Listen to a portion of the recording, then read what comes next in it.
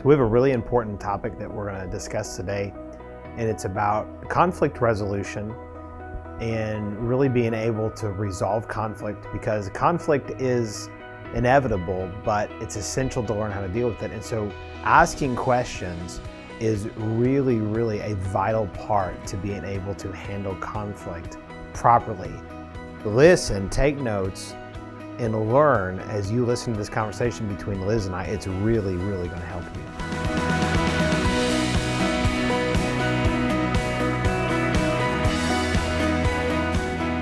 Conflict resolution is essential because conflict is inevitable. So learning how to resolve it is essential. That's right. So one of the ways that we've learned to do this, a lot of it just goes back to having core values, but then how do you practically work it out? So like part of, like our core values as people in marriage, but also in our family and our churches, we value walking in love, and we just don't believe in being any other way. We're always like, this is a problem. We've hit a speed bump, or and most things that seem like a mountain only are a speed bump. That's right. Once you get past them, you're like, okay, it wasn't such a big deal. But we just refuse for things to get in the way of us having good relationship in our marriage and in our family, all of that. And so one of the things I feel like we've really grown in is realizing that the other party needs to have a voice. That's right. And part of the way that you help them have a voice and you show honor to them to where they feel like they have a voice. And I mean, we're still learning and growing in this. I even recently, our oldest, had a conversation with me, and he said something to the effect of like, well, I feel like, I try to say something and you just don't listen to what I'm saying.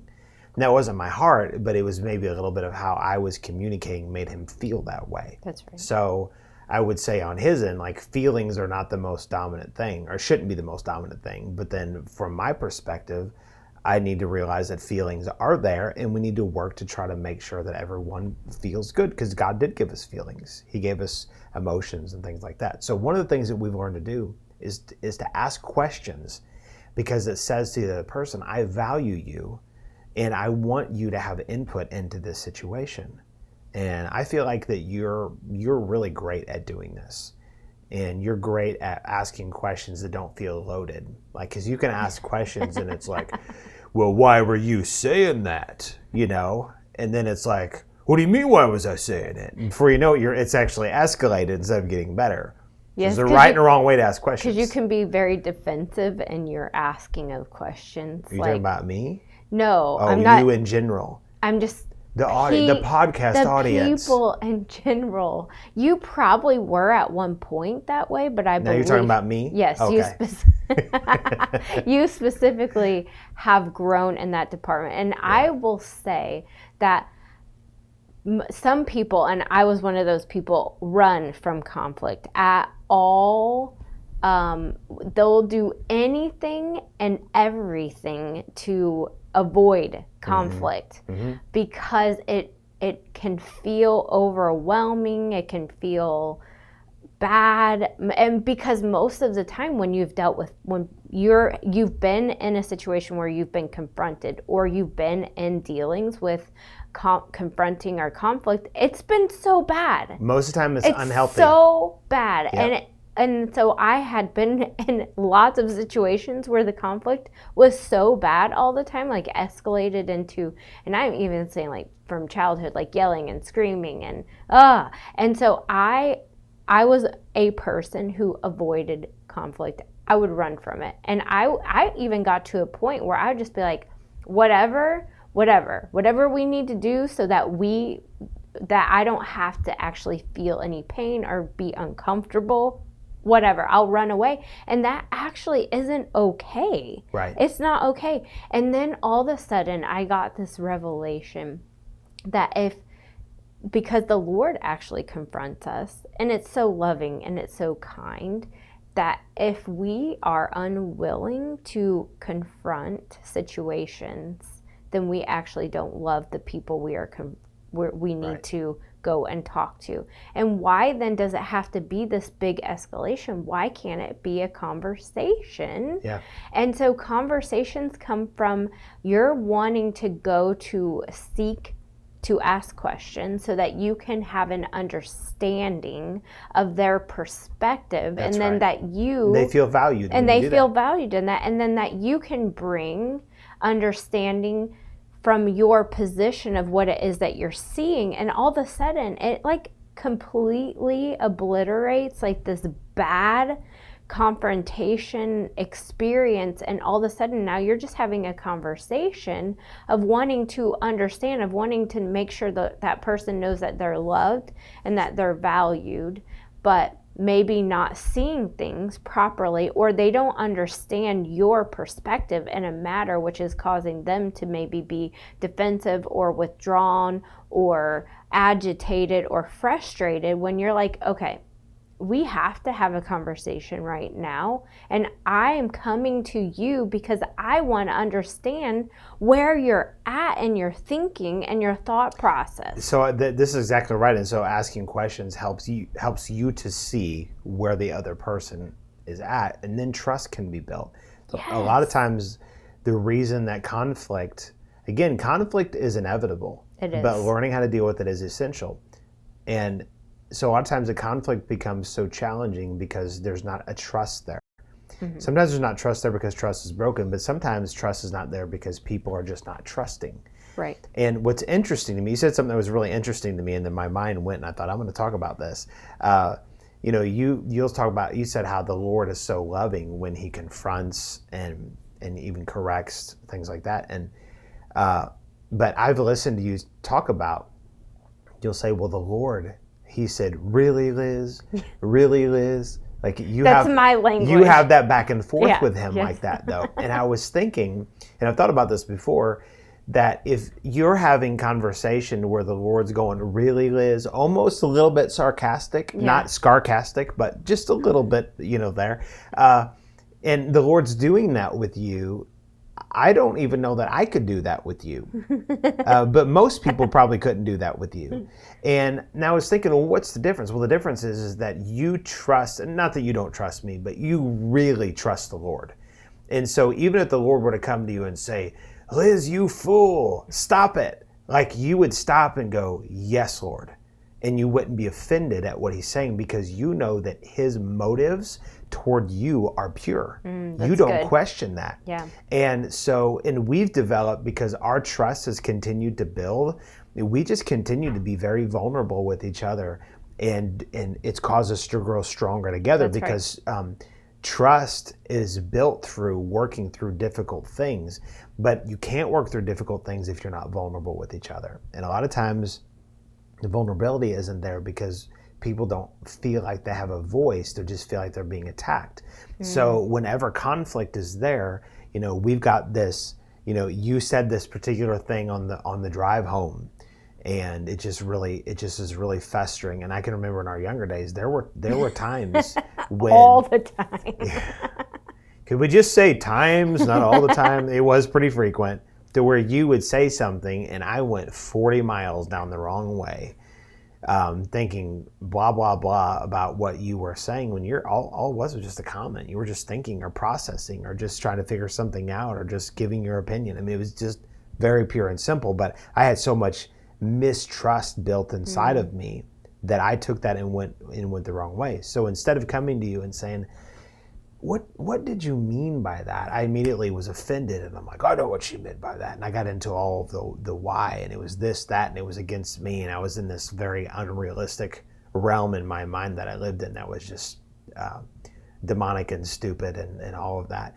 But now what we did, if I had known this before, I could have gone and said, when you said something like, I was so jealous and all of that, like you could have said something like, that guy is really good at riding a bicycle. And in my mind, you're attracted to him. I mean, my mind, my mind was that polluted, especially when I was younger. It's funny saying it now. Oh my gosh. So, this is true though. I do. Am I not right? Like my mind was that polluted and warped, and I had that much distrust.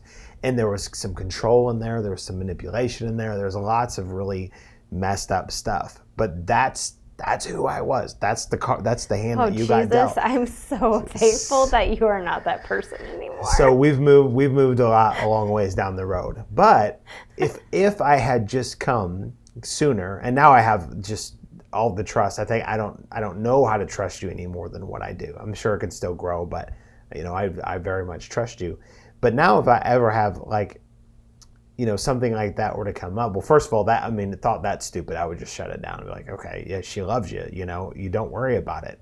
Even if she found that biker attractive, she's not going to go and chase him down and try to marry him, right? I'm already married. She's already married. I've invested 18 years. But when you've got a warped mind, you view everything through that filter, and it gets screwed up.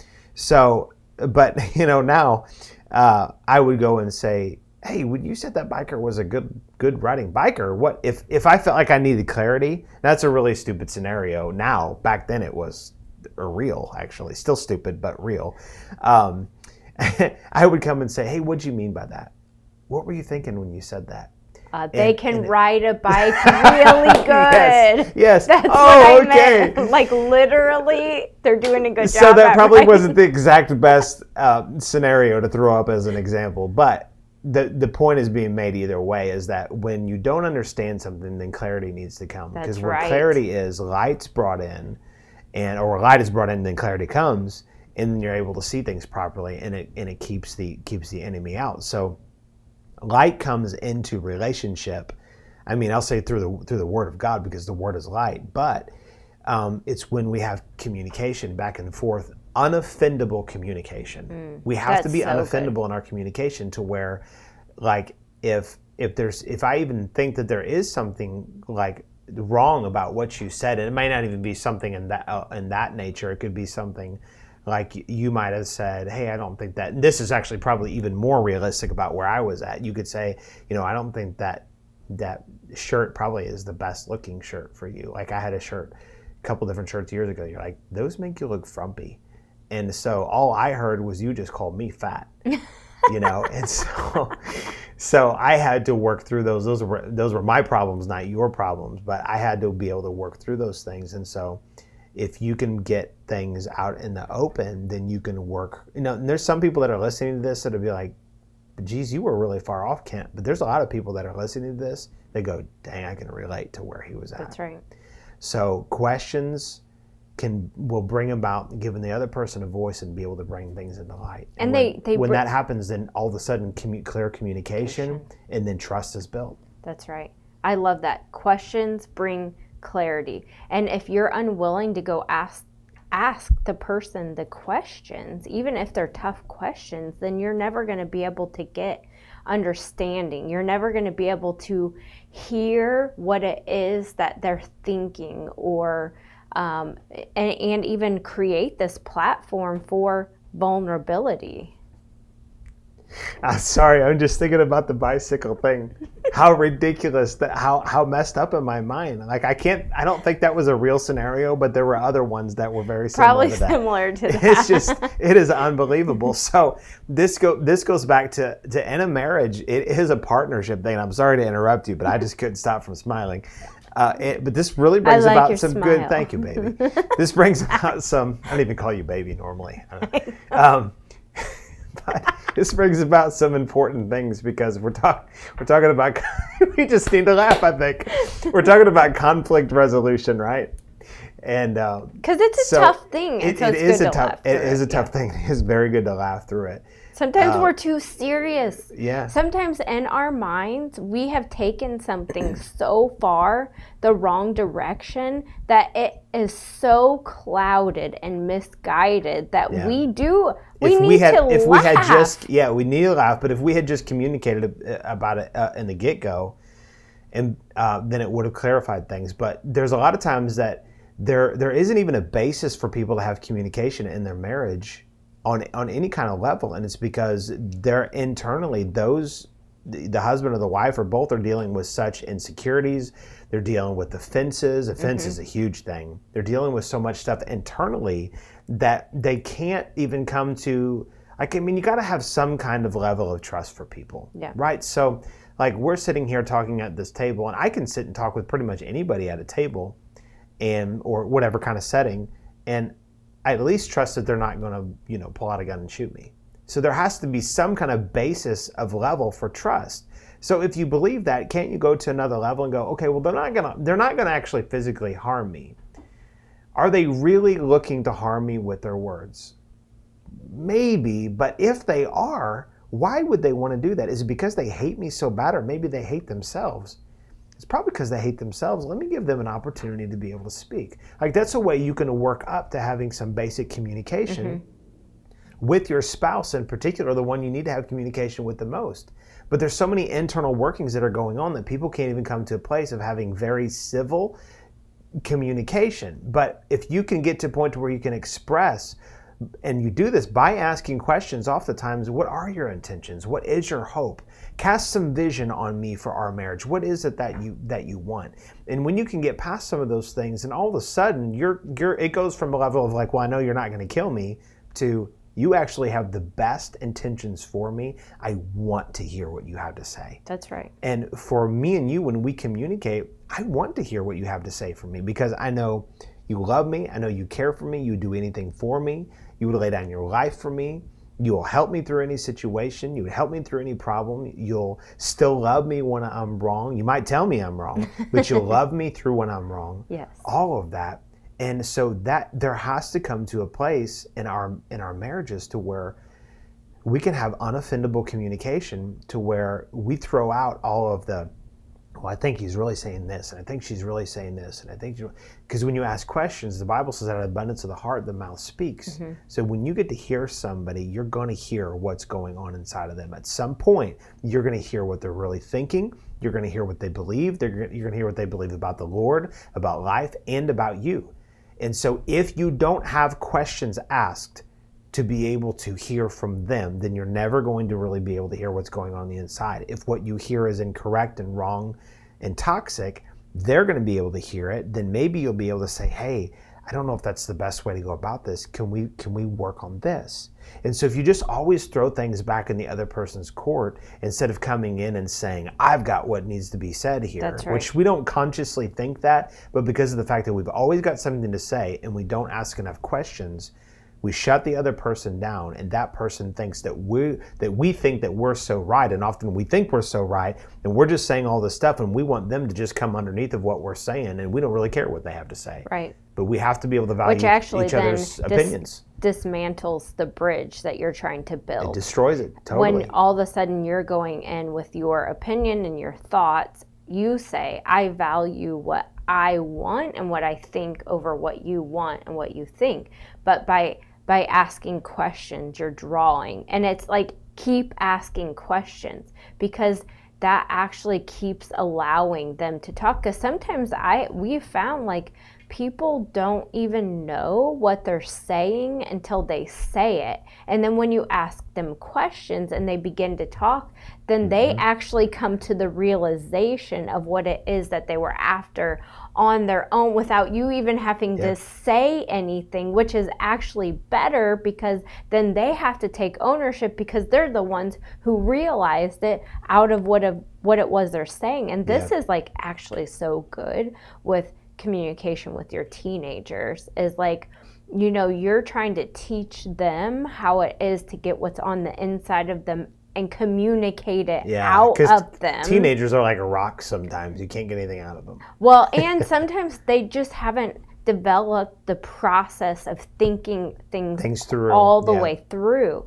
And so they are very emotional in their particular age, and just developing how to communicate and developing how to navigate emotions that they're feeling. And so going to them and asking them particularly questions is going to get them to keep talking. A lot of times parents are like, my kid is not talking to me, and I don't know what's happening, and I don't know what's going on, and I don't know what they're thinking. And I'm like, did you ask them any questions? Right. Well, no. Yeah, because the teenagers often feel, they feel like their parents think that they're stupid. Yeah. And a lot of teenagers are stupid, but they're teenagers. They don't know anything. And I'm just kind of kidding. But they're I think teenagers are valuable. great. Yeah. That's the thing. That's the point I was going to get at, is that they are valuable. And whenever people are just being told what to do or told how to think or told how to believe, and they lose their voice, they lose their ability to like reason and think out loud, then they feel very disvalued. And here's the deal, is that if your kid is not being asked questions and not being given a voice, and they're not allowed to process out loud in front of you, how can you ever help them process correctly if you can't hear how they're processing incorrectly? Right. So a lot of times, people will have teenagers and they'll grow, or their kids will grow up and become teens and then adults, and they're like way off in the left field, and they're like, I don't know what happened to my kid, and I'm, we're to the point to where our oldest is getting closer to graduating high school, so we're not quite there, but we're getting close. But we can see the writings on the wall. He's going to serve God for the rest of his life. I mean, it's just the enemy. He loves God, and he's an awesome young man. But I feel like that we've worked to give him a voice, and so where he hasn't processed or seen things correctly, like all kids go through that. That's part of growing up. And I'm not saying we've done it perfect, but we've been able to give him a voice and a platform to speak. And because he feels valued, he's allowed us to speak into his life. That's right. And when people don't feel valued, they don't want to hear what you have to say. That's right. Yeah. And they won't even come to you. And so then there's even this huge... Because they feel like they're going to get a lecture. Yes. Huge chasm. So the thing is, I would think about conflict. Go wanting to know, wanting to hear what it is that somebody is saying. Be quick. Don't let things go undone for too long, because then the other person goes too far.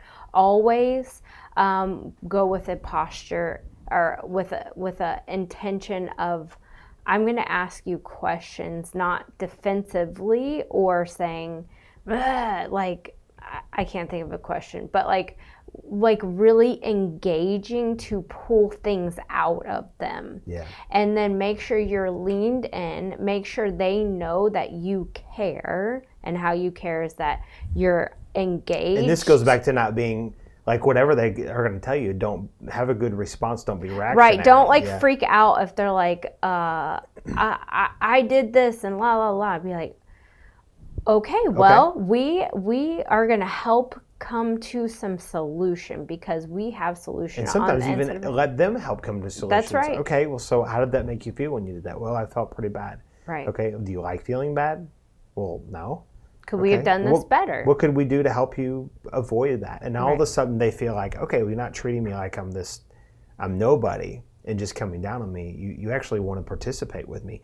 Teenagers want you to participate with them in things, but you just have to do it in a right way. That's right. They're wired a little bit funny, and so they have to feel valued. But really, everybody's the same way. Even adults, they have to feel valued.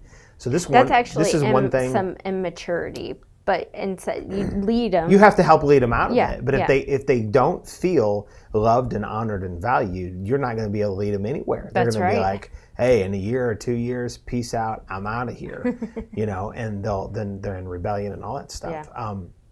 But here's one of the things too that is really important. And again, we always have room to grow in this, but ask questions not just during conflict, but ask questions outside of conflict. That's so good. Because if you ask questions only in conflict, then it can feel like it's just digging and prodding and let me get to the bottom of this so we can move on with life.